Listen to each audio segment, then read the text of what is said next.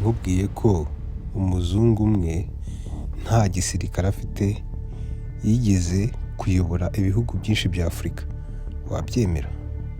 Si rimwe, si kabiri, ahubwo inshuro nyinshi.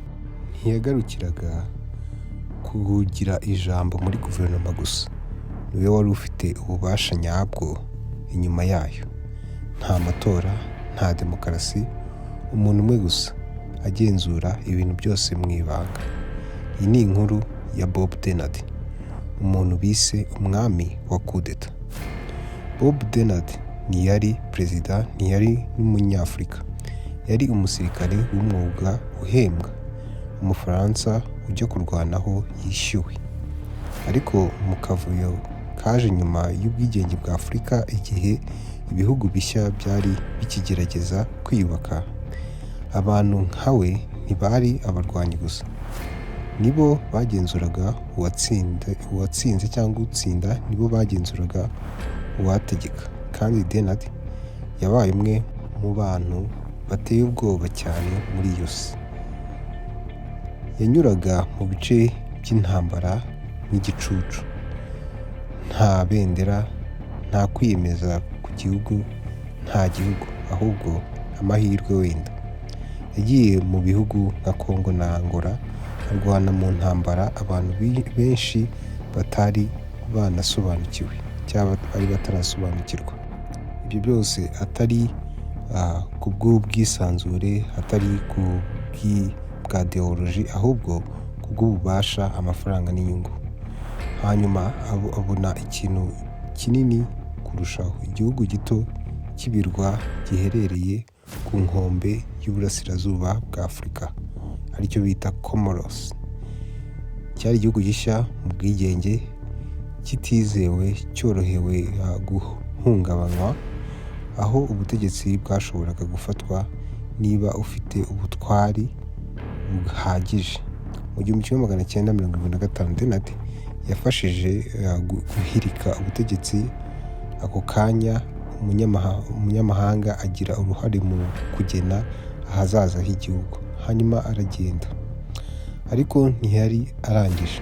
Muri 1978 yaragarutse, ariko noneho ntiyaje guhasha gusa, yafashe ububasha. Yayoboye indi kudeta, ashyiraho umuyobozi yashoboraga kugenzura. Ariko igitangaje si kudeta ubwayo, ni ibyabaye nyuma yayo. Kuko Denard ntiyagiye ahubwo yagumye aho, kandi buhoro buhoro mu ibanga. Yabaye ufite ububasha burenze ubw'umukuru w'igihugu ubwe.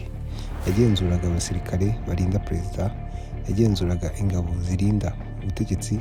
Niba washakaga ububasha muri Comoros, wagombaga kunyura kuri we. Tekereza ibyo.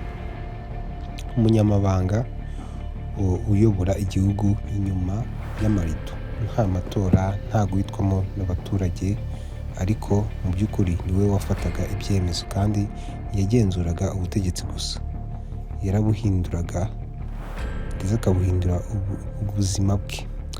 Yinjiye mu idini ya Islam, ahinduka ndetse ahindura n'izina, arongora mu baturage baho, ashakamo umugore, nk'aho yahinduraga uwo ari we, kugira ngo abe umunyagihugu burundu mu gihugu yari afashe. Mu gihe kirenga imyaka 10, uyu muntu atahavukiye, atatorewe kuyobora igihugu, atagomba no kuba muri iyo sisiteme yo kuyobora igihugu, niwe wari umuyobozi nyakuri wa Comoros. Atari ku mpapuro, ariko mu buryo bwose bw'ingenzi. Kandi inyuma y'ibi byose yari umukino munini wari uri gukinwa, kuko Denard atakoraga wenyine. Muri icyo gihe si yari igabanyijemo ibice bibiri, Cold War. Ibihugu bikomeye byari biri birwanira ububasha ahantu hose, cyane cyane muri Afurika. Ibihugu nka France byari bigifite, cyangwa Ubufaransa byari bigifite inyungu mu bihugu byahoze ari ubukoloni bwabyo.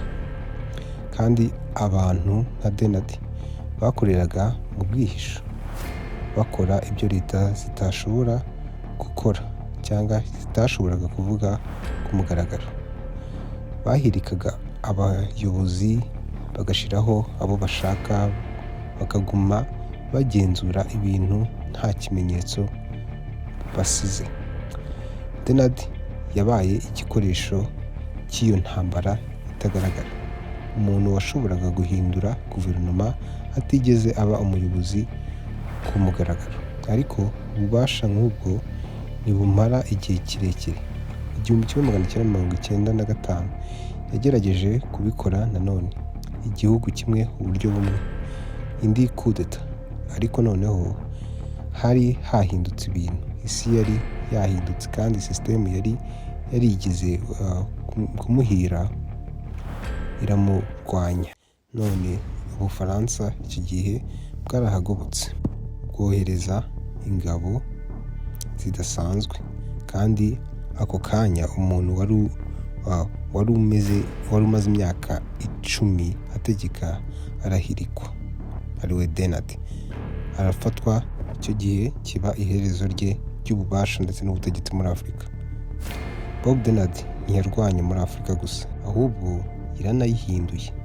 Umunyamahanga wabaye uhindura abayobozi, uyobora inyuma y'amarido cyangwa ahatagaragara y'ibitagaragara, nk'igicucu kigenda mu mateka. Agena ahazaza h'ibihugu benshi batigeze banamenya. Kandi igitangaje kurushaho, ibi si inkuru mpimbano, byarabaye koko.